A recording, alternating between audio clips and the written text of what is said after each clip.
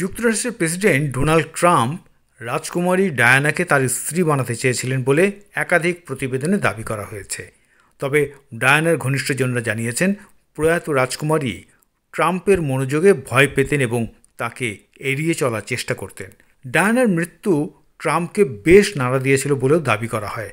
তবে মৃত্যুর কয়েক মাস পরেই রেডিও হোস্ট হাওয়ার্ড স্টার্নের সঙ্গে এক সাক্ষাৎকারে ট্রাম্প দাবি করে বলেছিলেন, ডায়ানার সঙ্গে তার প্রেম হওয়ার ভালো সম্ভাবনা ছিল। ট্রাম্প বলেন, সুযোগ পেলে তিনি ডায়ানার সঙ্গে শারীরিক সম্পর্কে যেতেন। ডোনাল্ড ট্রাম্পের নারী সংক্রান্ত ইতিহাস বরাবরই বিতর্কে জন্ম দিয়েছে। ইভানা ট্রাম্প, মার্লা ম্যাপলস এবং মেলানিয়া ট্রাম্পের সঙ্গে তার বিবাহিত জীবন এবং পর্ণতারকা স্টর্মি ড্যানিয়েলসের ঘটনা সকলেরই জানা। তবে ট্রাম্পের জীবনে এক অনুল্লেখিত আক্ষেপ ছিলেন প্রিন্সেস ডায়ানা। 1997 সালে প্রকাশিত ট্রাম্পের বই দ্য আর্ট অব দ্য কামব্যাকে ট্রাম্প স্বীকার করেন যে ডায়ানাকে মন দিয়ে ভালোবাসার সুযোগ না পাওয়াটা তার জীবনের বড় আক্ষেপ।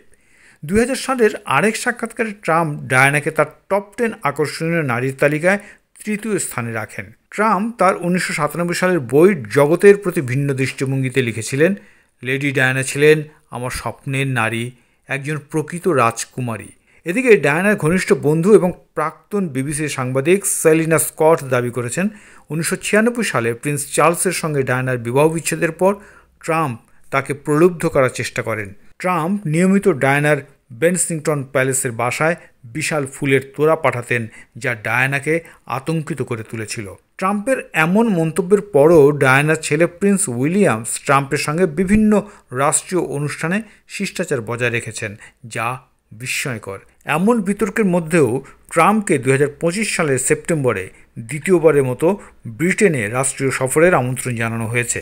সফরের অংশ হিসেবে ট্রাম্পকে উইন্ডসর ক্যাসেলে গণ্যমান্য রাজকীয় অভ্যর্থনা দেওয়া হতে পারে বলেও মনে করছে বিশ্লেষকরা।